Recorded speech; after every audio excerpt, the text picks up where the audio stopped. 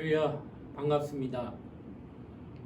오늘은 제자 양육 7번째 만남을 지난 시간에 이어 계속 연속으로 말씀을 함께 나누려고 합니다. 오늘도 귀한 말씀에 은혜 받는 그런 심령이 되기를 소원하고, 또 여러분 각자가 말씀을 들을 때에 겸손함과 온유한 마음으로 말씀을 받는 그런 시간을 꼭 가지시기를 바랍니다. 잠시 기도하겠습니다. 하나님 아버지, 감사합니다. 오늘도 제자 양육에 관한 하나님의 말씀 7번째 시간에 지난주에 이어 연이어 말씀을 함께 나누려고 합니다. 말씀을 들을 때 깨닫게 하여 주시고, 그 말씀에 하나님 주시고자 하시는 귀한 음성을 성령으로 들을 수 있도록 인도하여 주시옵소서. 감사를 드리며 거룩하신 예수님 이름 받들어 기도드리옵나이다. 아멘. 자, 오늘은 하나님의 속성 가운데 지난 시간에는 하나님께만 있는 성품, 비공유적 속성에 대한 말씀을 함께 보았고, 오늘은 공유적 속성, 곧 하나님과 사람 모두에게 있는 성품에 대한 말씀을 함께 나누려고 합니다. 지난 시간에 보았던 말씀 여러분 좀 기억하셔야 되는데, 제가 잠깐 언급을 하고 그리고 오늘 말씀을 계속 진행하도록 하겠습니다. 자, 지난 시간 우리가 배운 것은 바로 하나님의 속성이었고, 그 속성 가운데 우리는 먼저 하나님께만 있는 성품을 배웠습니다. 이거를 비공유적 성품, 공유가 안 된다, 안 됩니다. 그래서 하나님께만 있는 성품이다 하는 건데, 그 첫 번째가 지난 시간에는 하나님은 주권자이십니다. 하나님은 주권자이십니다를 저희 첫 번째 배웠어요. 그래서 하나님의 그 주권에 따라서 경륜과 섭리가 있음을 지난 시간에 배웠습니다. 경륜은 일방적으로 하나님의 방법대로 진행합니다. 그러니까 우주의 모든 만물들이 하나님의 뜻대로 지금 운행되고 있는, 우주가 운행되고 있는 이런 역사들. 이제 섭리 같은 경우는 인간과 관계해서 나오는 역사라고 지난 시간에 잠시 말씀을 좀 드렸어요. 두 번째는 하나님의 성품 가운데 하나님은 영원하십니다. 영원하십니다. 그래서 영원성에 대한 말씀을 잘 들었습니다. 그래서 어제나 오늘이나 영원토록 동일하시다. 히브리서 13장 8절 말씀이에요.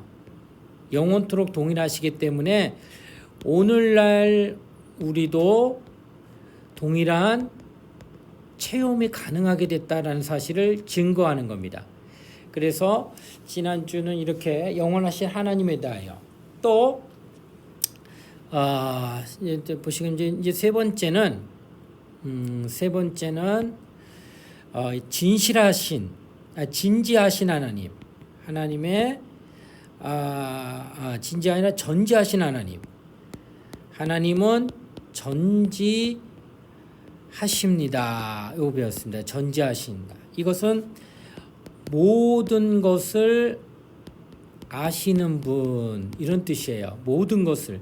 그러니까 모르시는 게 없습니다. 전지는 모든 것을 다 압니다. 그래서 과거나 현재나 미래나 모든 것을 다 아시는 분이기 때문에 여기에서 우리에게 받는 은혜는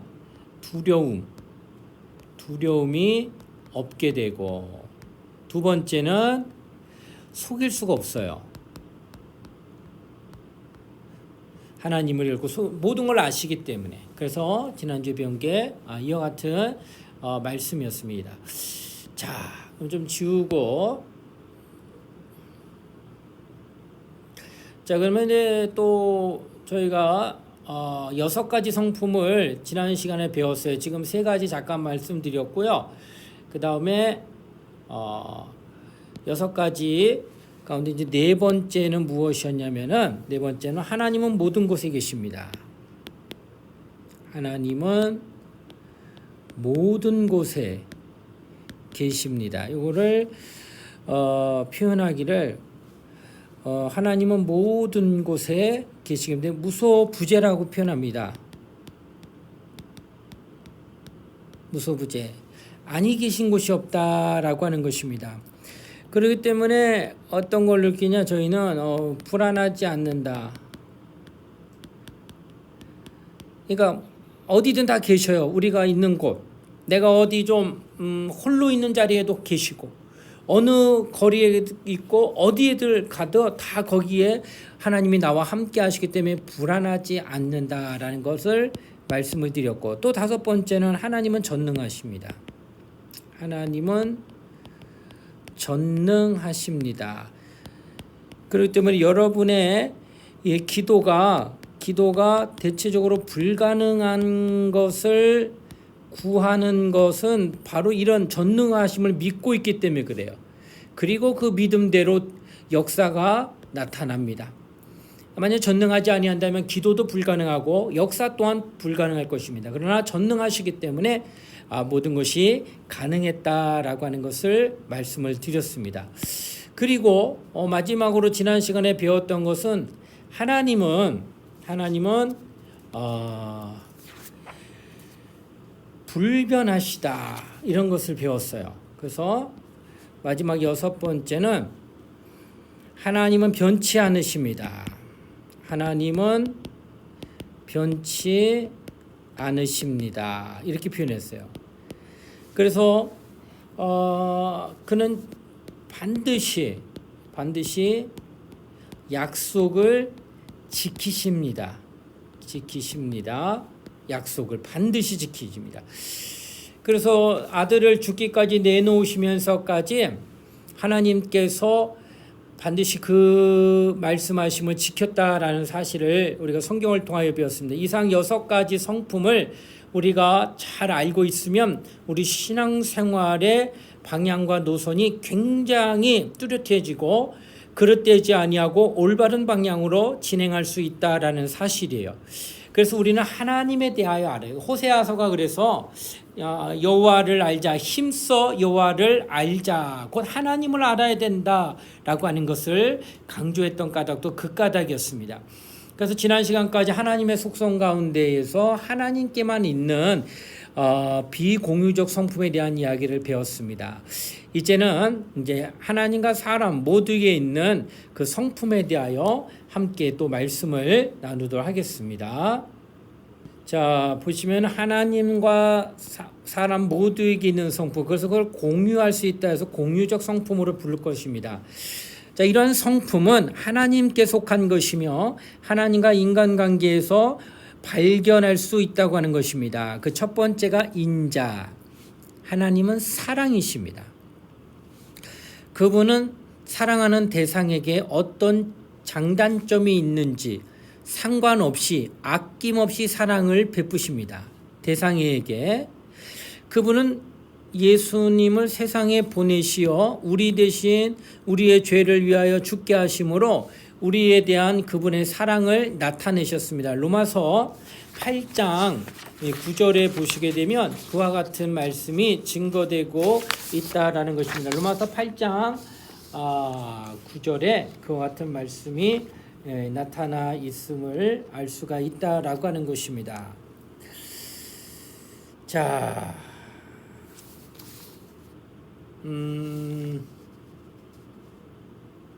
로마서 8장 로마서 5장 8절이군요. 로마서 5장 8절에 보시게 되면은 하나님의 그 같은 성품이 나타나는데 제가 한번 말씀을 한번 읽어보겠습니다.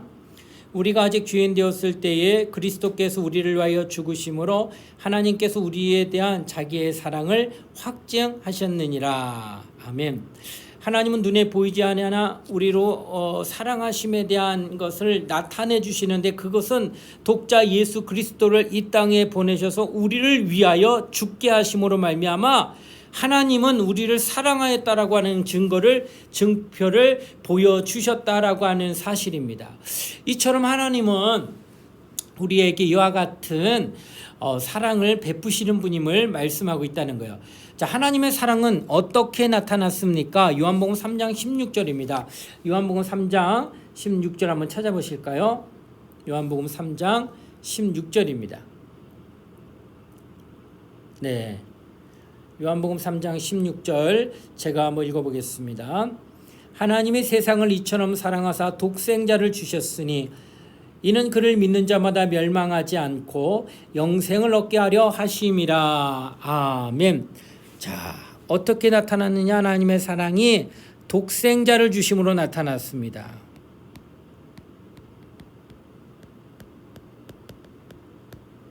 자, 독생자 곧 하나뿐인 아들을 이렇게 됩니다. 하나뿐인 아들을 주심으로. 그런 사랑을 받은 내가 할 일은 무엇입니까? 요한일서 3장 16절입니다. 요한일서 3장 16절 한번 찾아보실까요? 요한일서 3장 16절. 자, 제가 한번 읽어보겠습니다. 그가 우리를 위하여 목숨을 버리셨으니 우리가 이로써 사랑을 알고 우리도 형제를 위하여 목숨을 버리는 것이 마땅하니라. 아멘. 자, 여기 보시면 요한 3장 16절을 보면 그가 곧 예수가 우리를 위하여 목숨을 버리셨으니 그 독생자 하나뿐인 아들이 우리를 위하여 목숨을 버리셨으니 이제는 어떻게 하랴? 형제들을 위하여 목숨을 너희가 버려야 된다라고 말씀하고 있다는 거예요. 그래서 형제를 위하여 목숨을 버리는 일 이렇게 합니다. 이거는 좀 쉽게 이야기하면 형제를 사랑하는 일 이렇게 표현할 수가 있다라고 하는 것이에요. 자, 여기 보시게 되면은 우리가 이런 사랑을 받았어요. 그 사랑을 우리가 경험했어요. 그리고 그 사랑을 우리가 체험했어요. 그래서 하나님의 자녀가 되면 이제 형제를 위해 목숨을 버린다. 한 번에 목숨을 버릴 수도 있고 또는 한 번에 목숨을 버릴 또는 생명을 단축시키는 수고를 하는 것으로 목숨을 버릴 수 있다는 거예요. 한 번에 이제 생명을 내던져서 이렇게 할 수 있어요. 그러니까 만약 내가 자식이 물에 빠졌어요. 그렇게 되면은 어떻게 돼요? 나는 수영 못하지만 나는 자식 구하기 위해서 물에 뛰어들어서 있는 힘을 다해 애를 건져 올리고 자기는 힘이 빠져 죽어요. 이렇게 목숨을 한 번에 이렇게 대신하여 내가 사랑함으로써 그 일을 행할 수 있는가 하면 그 자녀가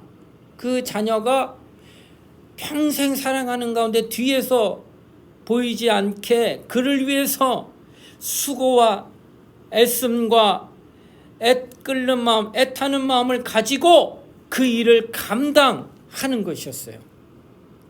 이런 것들은 바로 우리의 생명을 단축시켜 목숨을 내어버린 것과 똑같다고 하는 것이에요.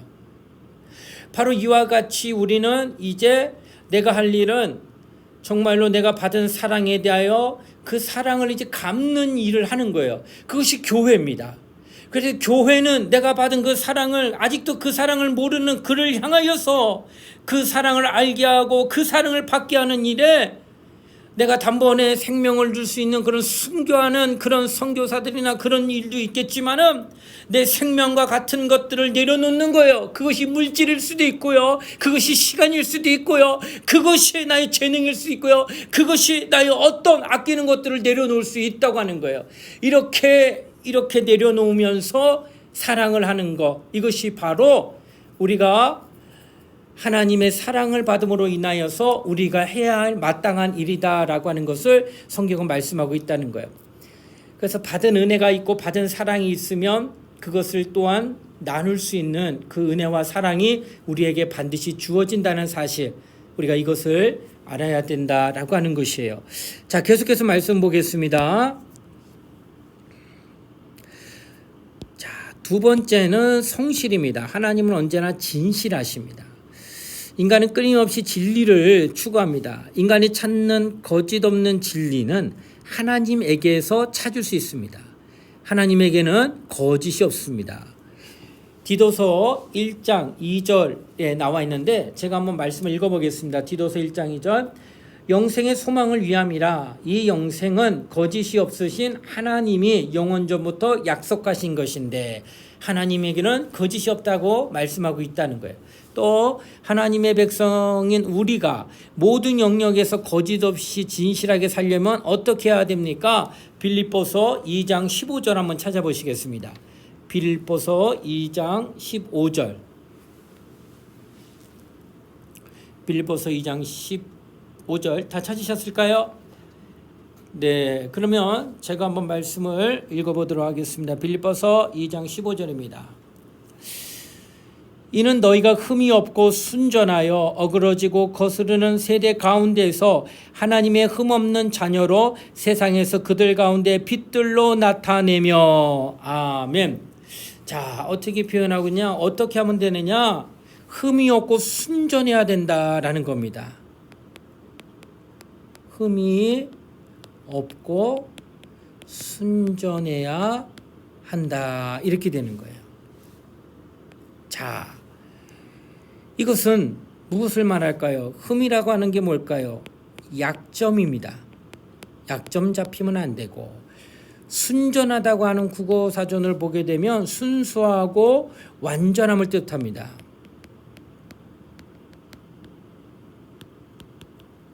네, 순수하고 완전함. 그러니까 지금 어떻게 말하느냐? 약점이 없어야 된다는 거예요. 그 말은 달리 말하면 어떻게 해야 돼요? 약점이 없다는 것은 거짓말을 하지 않고 또 거짓 행동을 하지 않는 겁니다. 일단 거짓말을 하게 되면 그것이 올무가 돼요. 그로 뭐가 되냐? 흠이 되고 달리 말하면 약점이 됩니다.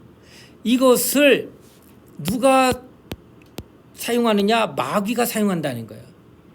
그래서 정죄를 하게 되고, 그로 말미암아 그가 정말로 자유하지 못하고 그에게 늘 그늘과 그런 어떤 어려움들이 늘 함께하고 있다는 것을, 그가 힘들어하는 것을 볼 수가 있다라고 하는 것이에요.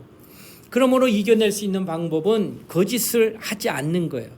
혹여나 거짓말을 했다면 돌이켜야 됩니다. 그래서 회개합니다. 회개하고 다시는 거짓말하지 아니하겠습니다. 하나님 앞에 나오는 거예요. 이렇게 하나님 앞에 거짓되지 아니고 진실한 마음, 또 순전한 마음을 가지고 살게 되면은 그는 정말로 하나님의 진실하심에 대한 진리를 그가 찾을 수 있다고 하는 것이에요. 거짓을 하게 되면 결코 하나님을 못 만납니다. 거짓을 하고 나서 하나님과 가까워질 수가 없습니다. 거짓을 하고 나서 하나님으로부터 은혜나 복을 받을 수는 없다라는 것이에요. 그래서 진실하게 살려면 거짓 없는 행동, 거짓 없는 말을 할 수 있어야 되는 거고, 정말 흠이 없도록 늘 진실한 마음, 또 정직한 마음을, 말을, 또 행동을 해야 됨을 말씀하고 있다라는 거예요. 자, 그 다음에 세 번째, 의로움입니다. 하나님은 잘못된 일을 하지 않으십니다. 하나님은 완전하시기 때문에 그 안에 살기를 바라는 사람들에게도 완전함을 요구하십니다. 이런 실현 불가능한 기준은 구원이 인간적으로 불가능하고 하나님의 은혜에 의지해야 가능하다는 사실을 가르쳐 준다라고 하는 겁니다. 그러니까 뭘 말하느냐?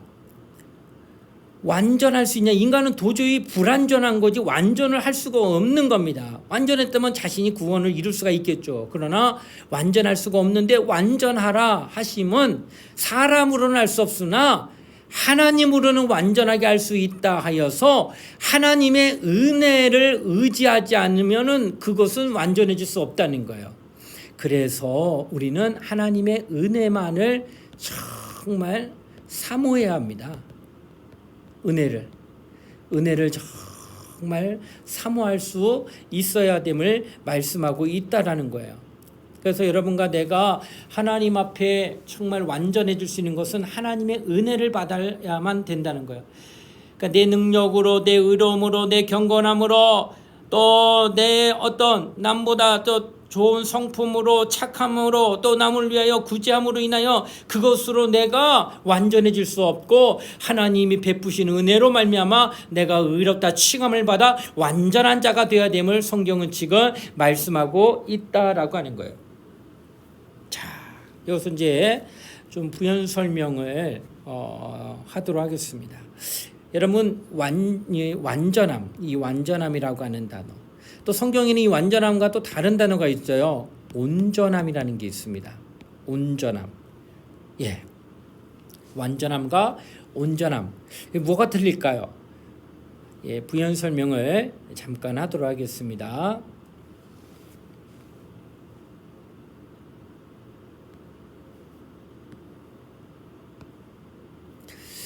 자, 좀 전에 우리가 의로움에 대해 공부할 때 하나님은 이제 완전함에 대한 이야기, 또 하나는 온전함이라는 게 성경에 나옵니다. 그래서 완전함은 오직 하나님밖에 없어요. 근데 하나님이 우리를 완전하라 하시는 까닭은 하나님으로만 완전해질 수 있다. 그래서 하나님의 은혜를 받아라 하는 뜻이에요. 그래서 우리는 오직 은혜로만 하나님의 의롭다 함을 얻어 우리는 완전한 그런 의인의 반열에 서게 됩니다.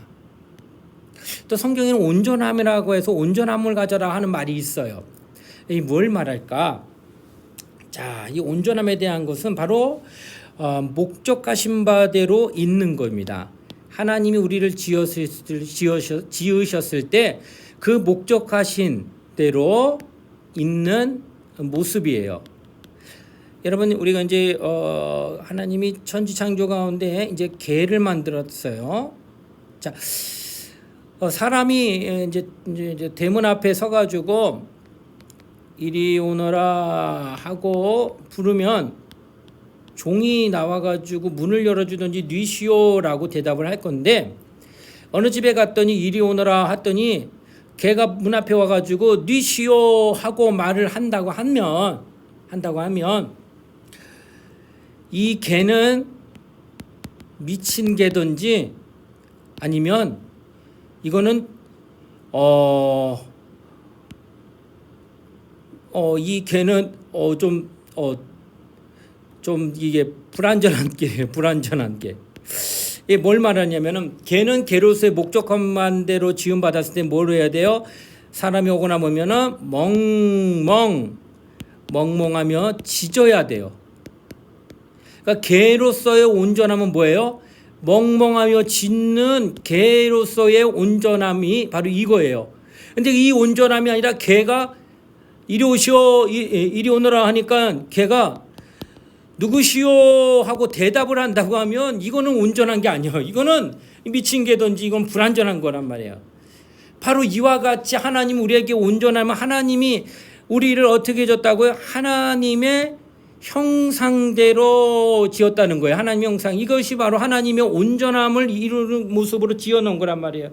그러나 우리가 죄를 지었어요.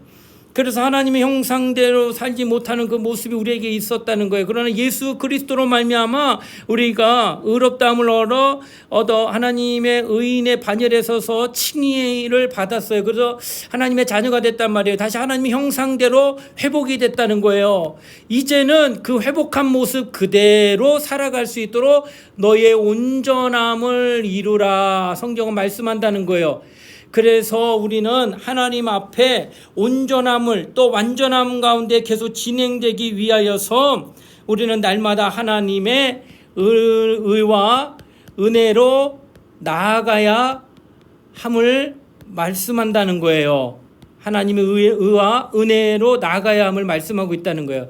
그래서 날마다 하나님의 은혜를 구하는 삶을 살아야 그가 온전한 삶을 유지하게 되는 것이고, 하나님의 의를 날마다 시인하고 주장함으로 말미암아 내 의는 절대로 하나님 앞에 나올 수 없도록 정말로 하나님의 의만을 구하는 그런 믿음이 있어야 그가 끝까지 하나님의 의롭다함을 칭함을 받을 수 있어서 완전함과 또 온전함을 이루게 됨을 성경은 지금 말씀하고 있다는 거예요. 그래서 여러분, 이 완전함과 이 온전함의 차이를 지금 잠시 우리가 말씀을 조금 부연 설명을 들었다 하는 것입니다. 자, 그러면 다시 우리 교재로 돌아가도록 하겠습니다.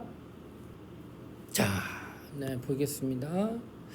자, 보시게 되면 아까 말씀하던 거 조금만 더 키워볼게요.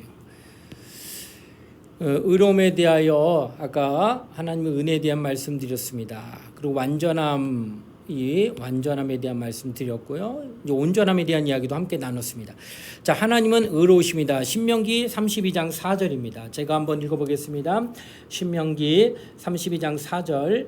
그는 반석이시니 그가 하신 일이 완전하고 그의 모든 길이 정의롭고 진실하고 거짓이 없으신 하나님이시니 공의로우시고 바르시도다. 아멘. 그래서 하나님은 의로우신 분이다.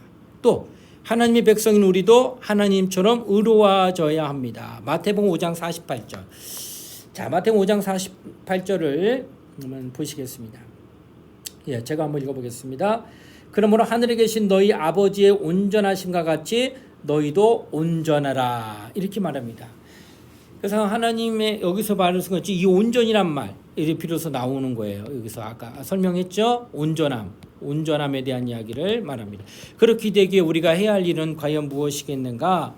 아까도 얘기했지만은 먼저는 하나님의 은혜입니다. 은혜 베푸시는 그 의를 우리가 가져야 됩니다. 그리고 하나님의 은혜를 우리가 늘 사모해야 합니다. 그리고 더 나아가서 우리가 할 수 있는 온전함이라고 하는 것은 하나님의 말씀으로 살아가는 생활이 있어야 돼요. 하나님의 말씀으로 인도받는 삶이 있어야 합니다. 이렇게 하나님의 의와 하나님의 은혜와 그리고 하나님의 말씀을 우리가 의지하고 살아가게 될 때에 우리는 하나님의 의롭다함을 계속 받을 수가 있다라는 사실을 말하고 있다는 것이에요. 자, 계속해서 말씀을 더 나가도록 하겠습니다.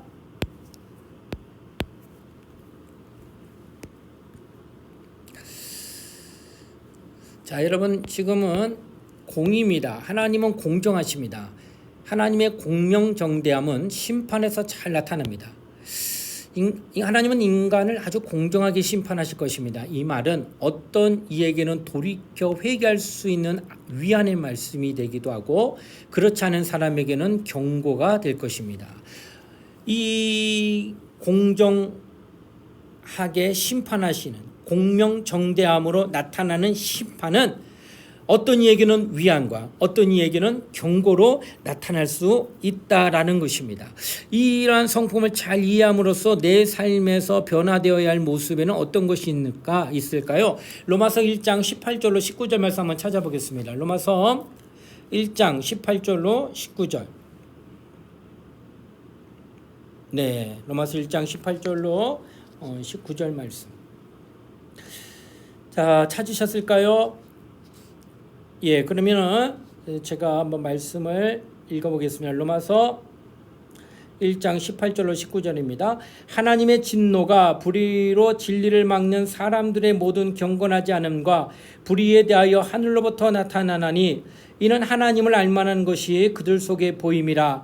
하나님께서 이를 그들에게 보이셨느니라. 아멘.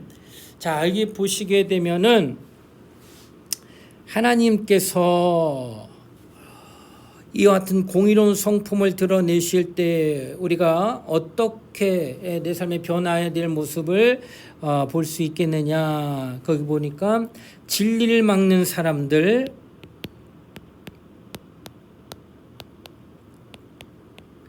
경건하지 않은 사람, 이렇게 표현할 수가 있어요.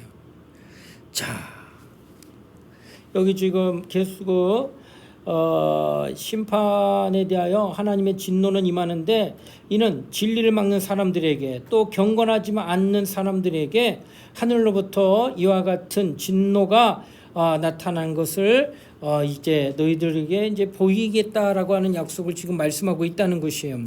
자, 이 말은 좀 우리가 어떻게 받아들여야 되느냐? 자, 여러분 어때요? 변화되어야 될 게 뭐냐면은 여러분의 말 가운데 설마 그렇게 될까? 이런 마음들. 설마 진짜로 그렇게 될까? 라는 말. 자, 이런 것은 마음으로부터 시작되는 말과 행동인 것입니다. 여러분이 우리에게 지금 이렇게 하나님은 말씀을 먼저 보내셔요. 그리고 그 말씀이 성취가 됨으로 인하여서 하나님은 약속을 지키시는 분, 이런 말씀을 이때까지 들었는데 공의 하나님도 이와 같이 말씀을 먼저 행하시고 그 다음에 그 말씀대로 하나님은 성취하시는데 심판도 말씀처럼 성취하실 거라는 거예요. 반드시 심판하시겠다는 말씀을 이야기하는 거예요. 어떻게? 공의로 심판하시겠다라고 하는 것이에요. 그러니까 하나님을 알만한 것, 그 말씀을 이제 알려주셨고 그 말씀대로 이루어짐을 너희가 마침내 마지막 날 보게 되겠다. 그래 보이셨다고 하는 거예요. 그래서 심판하신다는 뜻이에요. 그러므로 우리는 하나님의 말씀을 의심 없이 언약이 이루어지고 있다는 것을 보고 반드시 순종해야 됨을 말하고 있다는 거예요. 그러니 설마 진짜로 그렇게 될까? 하고 의심을 갖고 하나님의 말씀을 무시하고 또 그 말씀에 대하여 등한히 여기게 되면은 나중에 그 말씀을 인하여 당시 심판받을 수 있다라고 하는 것이에요. 그러므로 여러분과 나는 이러한 하나님의 공의하신 하나님을 믿고 있다면은 오늘날 하나님은 반드시 그 약속을 지키실 거라고 믿고 공의이기 때문에 지금 당장에 내가 하고 있는 이 일이 세상에서는 분명히 이 일하는 것이 공의로운데 세상에서는 그런 것들을 하는 것이 어리숙하게 보이고 미련하게 보이고 또 정말 바보스럽게 멍청하게 보이는 그런 일들이 지금 내게 이루어지고 있다 하더라도 마지막 날에는 하나님이 그것을 심판하신다는 거예요. 마치 노아의 방주가 똑같죠. 노아의 방주 때에 하나님이 노아에게 말씀하셔가지고 그 노아가 배를 짓고 있습니다. 산꼭대기에 짓습니다. 하루 이틀도 아니고 수십 년간 배를 짓습니다. 사람들이 웃습니다. 언제 홍수 오겠느냐? 언제 이런 일이 일어나겠느냐? 이 어리석은 노인네야 하면서 조롱하고 또 비소하고 또 정말 어리석게 여기며 이렇게 정말로 하대한다 할지라도 마침내 하나님은 심판하셨어요. 물로. 그리고 그렇게 비웃던 자들, 그렇게 조롱했던 자들 싹 물로 다 심판하셨다는 거예요. 그와 같이 오늘도 우리가 신앙생활하면서 여러 가지로 많은 정말로 하나님 뜻대로 살려고 하는 가운데에 방해받는 일, 도전받는 일, 또 조롱거리가 되게 하게 하는 그런 여러 가지 많은 부끄러운 일들이 우리 앞에 놓였다 할지라도 우리는 개념치 말고 우리의 갈 길을 가야 된다고 하는 거예요. 왜요? 공의로우신 하나님이 반드시 공정하게 또 공명정대하게 반드시 심판하실 줄을 믿기 때문이라는 거예요. 그러니 여러분 낙심하지 마세요. 지금 내가 매 주일 나와서 예배드리고 헌신하고 하나님을 섬기는 이것이 세상 사람들 눈에는 어리석게 보일지라도 하나님은 반드시 그거에 대하여 정말 그 부분에 대하여 하나님이 상으로 주실 거란 말이에요. 그러므로 우리는 하나님 앞에 이런 공명정대한 심판 앞에 우리가 나간다는 사실을 기억하고 오늘을 견뎌내고 또 우리는 앞으로 더 나가야 됨을 말씀하고 있다는 거예요. 바로 이처럼 우리는 하나님께서 우리에게 주시는 이 하나님의 속성의 말씀, 인자하시고 우리가 사랑 베푸시고 그리고 성실하시고 의로우시고 공의로우신 하나님임을 말씀하고 있다는 거예요. 자, 우리 계속해서 말씀을 더 보겠습니다. 자, 지금은 삼위일체에 관한 말씀입니다. 사람들은 자연 만물을 통해서 어느 정도 하나님을 알 수 있습니다. 로마서 1장 19절, 로마서 1장 19절에 보게 되면은 그 부분이 나와 있어요. 이는 하나님을 알만한 것이 그들 속에 보임이라. 하나님께서 이를 그들에게 보이셨느니라. 하나님을 알만한 것들, 자연 만물을 통하여서 천지창조에 만든 것들을 통하여 이를 만드신 하나님이 계시다 하는 것을 보여주셨다고 하는 거예요. 그러나 이렇게 해서 얻은 지식은 완전하지는 않다는 겁니다. 예수님은 하나님을 알기 위해서는 예수 그리스도 자신을 알아야 한다고 말씀하셨어요. 그 요한복음 14장 7절은 이렇게 증거합니다. 제가 말씀 읽어보겠습니다. 너희가 나를 알았더라면 내 아버지도 알았으리로다. 이제부터는 너희가 그를 알았고 또 보았느니라 하셨어요.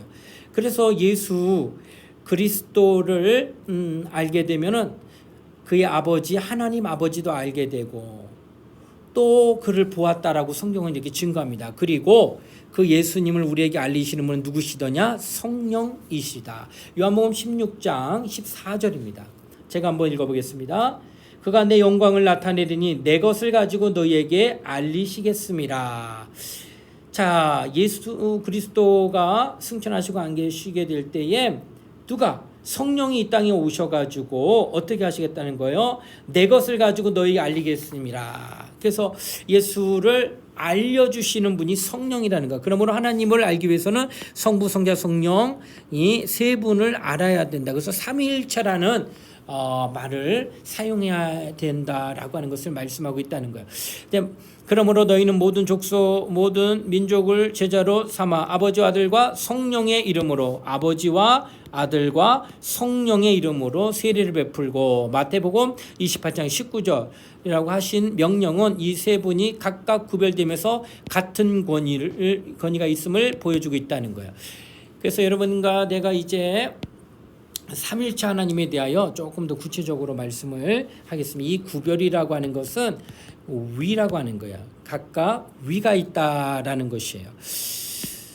자, 그러면 요한복음 10장 30절 말씀 읽으십시오. 예수님 자신을 어떻게 소개하셨습니까? 요한복음 10장 30절입니다. 한번 찾아보실까요? 요한복음 10장 30절.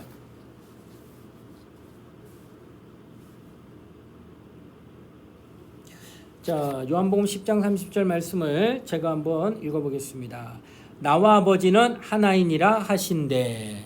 지금 예수 자신이 설명하신 거예요. 나와 아버지는 하나이다. 이런 표현을 써요. 아버지 하나님. 근데 하나라고 한다는 것은 뭘 뜻할까요? 예수님도 하나님이시다라는 거예요. 자, 우리 계속해서 말씀 보겠습니다.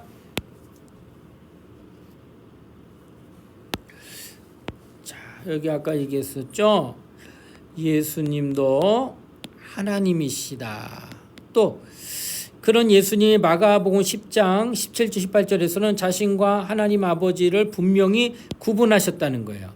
자, 마가복음 10장 17절 18절 말씀 한번 찾아보고 제가 읽어보겠습니다. 마가복음 10장 17절 18절 말씀입니다. 예수께서 길에 나가실 때 한 사람이 달려와 꿇어 앉아 묻자오되 선한 선생님이여 내가 무엇을 하여 영생을 얻으리까? 예수께서 이르시되 내가 어찌 나를 선하다 일컫느냐? 하나님 한 분 외에는 선한 이가 없느니라. 지금 예수 자신을 찾아와 선하다 하지만 하나님 한 분 외에 이는 아버지를 향하여서 말씀하고 있다는 거예요. 아버지가 선하신 분이다. 또 사도행전 5장 3절에서 4절에서는 성령을 속이는 것이 곧 하나님을 속이는 것이라고 합니다. 자, 사도행전 5장 3절에서 4절 말씀입니다. 제가 한번 말씀을 한번 읽어보겠습니다. 베드로가 이르되 아나니아야 어찌하여 사단이 내 마음에 가득하여 내가 성령을 속이고 땅값 얼마를 감추었느냐. 땅이 그대로 있을 때에는 내 땅이 아니며 판 후에도 내 마음대로 할 수가 없더냐. 어찌하여 이 일을 내 마음에 두었느냐. 사람에게 거짓말한 것이 아니오 하나님께로다. 아멘. 아나니아가 땅 판 값을 감추어서 베드로 앞에 갖고 왔을 때에 사람을 속인 것이 아니라 누구를 속이냐. 성령을 속이고 이는 곧 하나님께 거짓말한 것이라고 말씀하고 있다는 거예요. 성령도 하나님이시다라고 표현하고 있다는 거예요. 자, 그런데 이 성령을 누가 보내십니까? 요한복음 14장 16절 말씀. 요한복음 14장 16절 말씀을 한번 찾아보세요. 요한복음 14장 16절 제가 한번 읽어보겠습니다. 내가 아버지께 구하겠으니 그가 또 다른 보혜사를 너희에게 주사 영원토록 너희와 함께 있게 하리니. 이렇게 표현합니다. 누가 보내느냐? 예수께서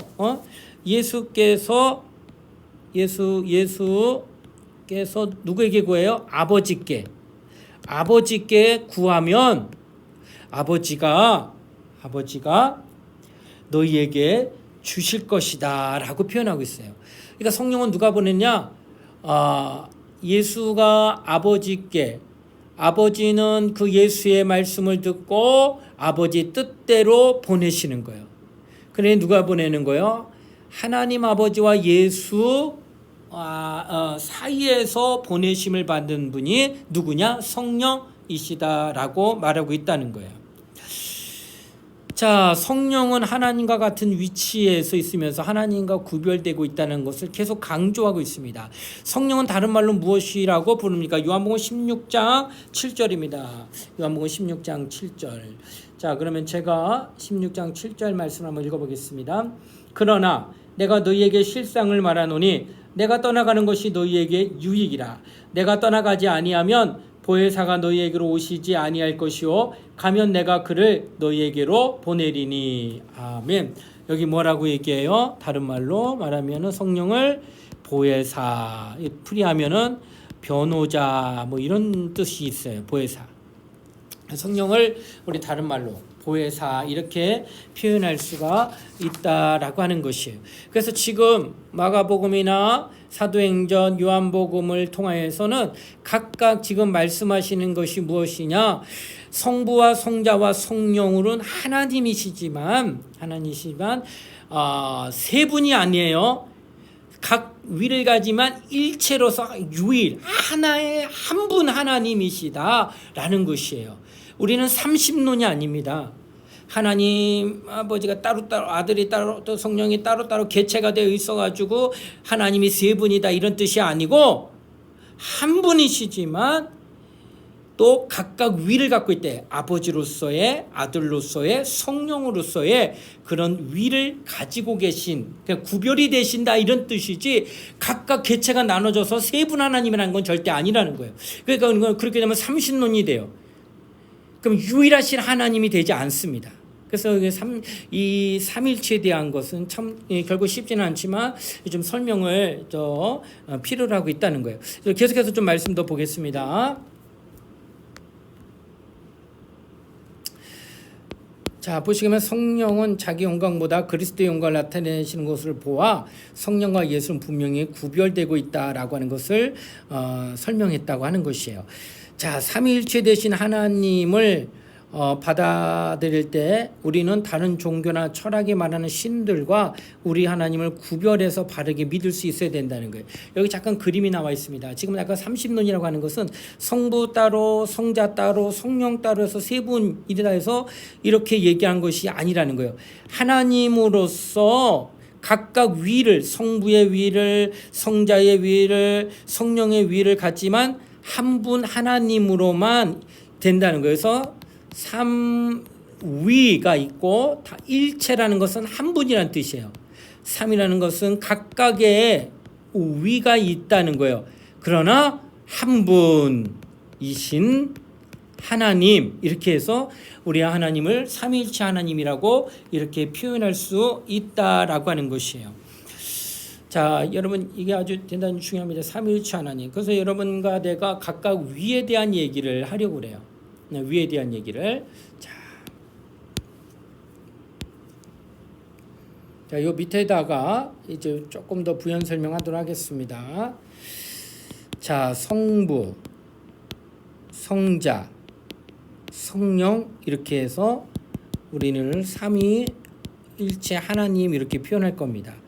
자, 그렇다면은 성부 하나님은 어떤 어떤 위는 그의 어떤 하시는 일, 사역을 얘기하는데 성부 하나님은 어떤 일을 하시느냐, 무엇을 나타내시느냐가 하나님의 의라고 있어요. 의. 이 의는 오를 위예요. 오를 위.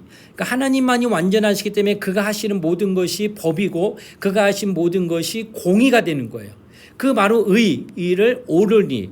그러니까 그만이 온전한 근본이에요. 그래서 하나님은 그 의를 나타내시는 분이에요. 의를 나타내시면 성자는 어떤 일을 하느냐? 하나님의 의의 의. 그러니까 하나님의 의는 요 앞에는 오를 위, 이 뒤에는 뜻의입니다. 그러니까 하나님의 그 나타내시는 하나님이 하시는 그가 말씀하시거나 그가 뜻하신 거나 모든 것들은 그 오를 의해서 모든 것이 그냥 그대로 정해지면 가는 거예요. 영원토록. 그 영원토록 가는 그의 의의 말씀, 의의 계획하심 뜻들, 이것이 바로 뜻이라고 하는 것은 아들은 그 하나님의 의의 그의 뜻을 어떻게 하느냐? 이것을 이루시는 분. 그러니까 여러분 하나님이 공의로우시죠. 그 하나님만이 의가 있어요. 완전하시기 때문에 그 의를 하나님의 말씀이라고도 하고 하나님의 이제 뜻을라고 말할 수 있어요. 그래서 그것은 일단 하나님이 정하시고 바라시면은 그 영원토록 간다는 거예요. 그래서 그 뜻하시고 계획하셨던 그 말씀이 아들을 통하여서 이루시는 그것을 바로 뜻을 이루시는 분. 그러니까 아버지의 그 변함이 없는 온전히 영원하신 그것을 이루시고 그 뜻을 온전히 이루시는데 누가 이루시느냐? 아들이 그 뜻을 이루시는 분이다라고 하는 것을 성경은 지금 말씀하고 있다는 거예요. 아들은 그래서 아버지의 말씀만을 또 아버지의 뜻만을 이루시는 분 이렇게 표현하는 거예요. 자, 그다음 성령은 어떤 분이냐? 바로 하나님의 의의 아들의 또 의를 이루시는 분입니다. 그러니까 뭘 얘기하느냐? 그 의를 성취하도록 돕는 분 이렇게 표현할 거예요. 그러니까 하나님 아버지는 하나님의 의를 오를 의를 나타내실 때 아들은 그 의를 뜻으로 받아서 온전히 이루시는 아들만이 이루시는 겁니다. 그리고 아들이 그 뜻을 이루실 때에 성령이 그 일을 반드시 이루시도록 돕는 분이에요. 그래서 성령이 아니면 아들이 그런 뜻을 가지고 있어도 이룰 수 없고 하나님의 의를 어떻게 나타낼 수가 없다는 거예요. 그래서 성부, 성자, 성령 하나님은 이렇게 각각의 위를 가지고 계시면서 하나님의 의가 온전히 나타날 수 있도록 서로 이렇게 역사하시는 그런 분이라는 거예요. 자, 이거 보이시겠습니다. 이런 말씀을 어떻게 설명하느냐? 예수께서 이 땅에 오셨어요. 예수께서 이 땅에 오셔서 그가 하신 말씀이 있고 하신 일들이 성경에 기록되어 있어요. 그래서 이것을 우리는 하나님의 아들이 오셔서 공생의 기간에 하신 말씀이라서 이제 공적 생활이라는 표현으로 공생애를 씁니다. 자, 그럼 한번 제가 말씀을 한번 찾아보겠습니다. 요한복음 먼저 보겠습니다. 요한복음 14장 31절 제가 한번 읽어보겠습니다.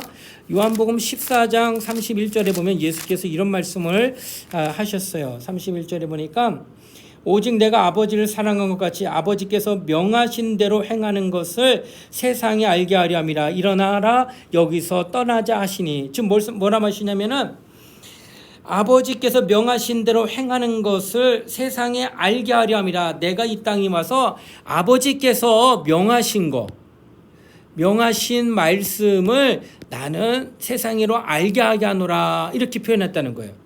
또 요한복음 12장 49절에 보면은 이렇게 합니다. 내가 내 자의로 말한 것이 아니요 나를 보내신 아버지께서 내가 말할 것과 이를 것을 친히 명령하여 주셨으니, 예수께서 하신 말씀, 하신 모든 일들은 스스로 자의로 하신 것이 아니라 아버지께서 내게 말할 것과 이를 것을 친히 명령하여 주셔서 나는 그대로 세상에 와서 그 일을 행하였다라고 말하고 있다는 거예요. 또 요한복음 6장 38절에서 39절 말씀을 보시게 되면은 또 이렇게 표현합니다. 요한복음 6장 38절에서 39절 말씀입니다. 제가 한번 읽어보겠습니다. 내가 하늘에서 내려온 것은 내 뜻을 행하려 함이 아니요 나를 보내신 이의 뜻을 행하려 함이니라. 나를 보내신 이의 뜻은 내게 주신 자 중에 내가 하나도 잃어버리지 아니하고 마지막 날에 다시 살리는 이것이니라. 아멘. 여기 보시게 되면 예수께서 이 땅에 오셨을 때에 내 뜻을 행하려 함이 아니라 나를 보내신 이의 뜻을 행하려 함이라. 이렇게 표현하고 있다는 거예요. 그러니까 지금 예수는 이 땅에 오셔서 하신 말씀과 하신 일은 모두 하나님 아버지께서 주신 말씀을 전하고 있다는 거예요. 그래서 아들은 이 땅에 와서 자의로 어떤 말씀 단 한 말씀도 하지 아니하시고 오직 아버지의 말씀을 했다는 거예요. 자, 아까 말씀드린 성부께서 가지신 오를 의, 하나님의 의만을 아들이 전하고 있다는 거, 어디에 세상에 와가지고. 그래서 그것을 아들이 그대로 드러내고 있다는 거예요. 그러니까 아들은 아버지의 오를 의를 나타내고 있어요. 그로 말미암아 아들은 그 뜻을 이루는 의를 가지고 계시는 거예요. 뜻의를. 자, 그럼 성령은 어떤 분이시더냐? 요한복음 16장 13절. 요한복음 16장 13절 말씀. 요한복음 16장 13절 말씀 보겠습니다. 요한복음 16장 13절 말씀. 자, 제가 한번 읽어보겠습니다. 그러나 진리의 성령이 오시면 그가 너희를 모든 진리 가운데로 인도하시리니 그가 스스로 말하지 않고 오직 들은 것을 말하며 장래일을 너희에게 알리시리라. 아멘.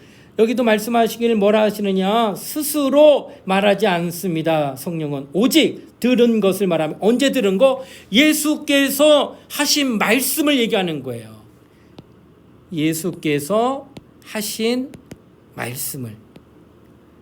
그러니까 뭘 말할까요? 여기서는 지금 여기서는 예수께서 이 세상에 오셔가지고 하신 모든 말씀, 무슨 하든 일은 예수 스스로 하지 않냐고 아버지께로부터 받은 계명과 아버지께로부터 받은 뜻을 그대로 전함으로써 이 땅에서 예수가 보여주시고 또 예수가 하신 말씀은 다 아버지의 말씀이고 아버지의 뜻이었다는 거예요. 성령은 이제 우리 안에 오셔가지고 바로 스스로 말씀하지 않고 들은 거, 그때 예수께서 하신 말씀을 들은 것을 어떻게 하는 거냐?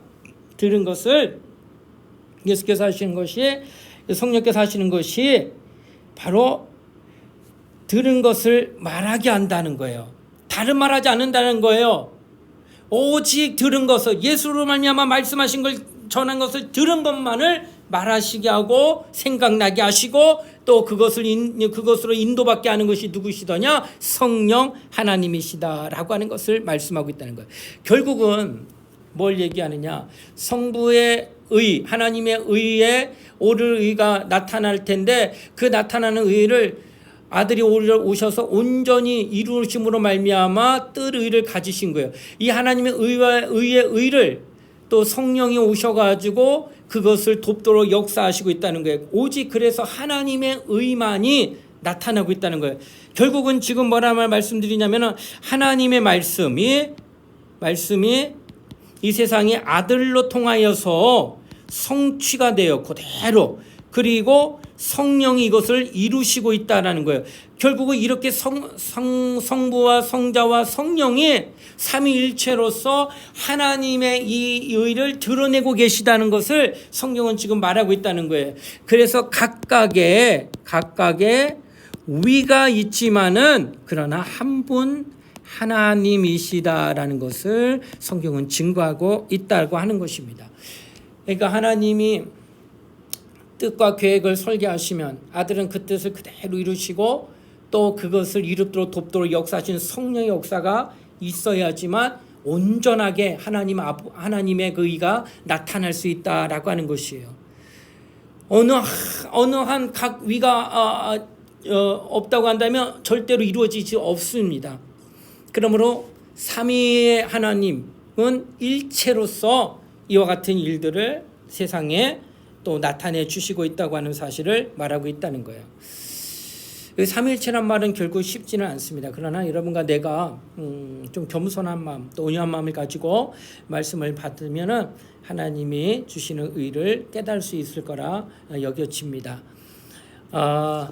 이상으로 이제 우리가 말씀을 이제 정리해서 잘 들었습니다. 하나님의 속성에 대한 이야기를 기억하시고 말씀을 깨닫고 또 성부, 성자, 성령 하나님에 대하여서 우리가 좀 더 잘 알아갈 수 있는 귀한 시간이 되었으리라 생각을 합니다. 이상으로 제자 양육 7번째 시간을 이제 마쳤습니다. 하나님의 속성에 대하여 2주간에 걸쳐 귀한 말씀을 잘 들었는데 여러분 정말 하나님을 힘써 알아감으로 우리가 정말 신앙생활하는데 큰 유익이 있어지기를 부탁을 드리겠습니다. 기도하겠습니다. 하나님 아버지 감사합니다. 오늘 하나님의 속성에 대하여 우리가 귀한 말씀을 들었습니다. 하나님의 말씀을 정말 가까이 함으로 인하여 하나님도 우리를 가까이 하심에 대한 은혜를 누리며 친밀한 교제를 나누고 늘 하나님과 함께하는 큰 기쁨이 감사함이 행복함이 우리에게 나타나게 하여 주시옵소서. 감사를 드리며 거룩하신 예수님 이름 받들어 간절히 기도드리옵나이다. 아멘.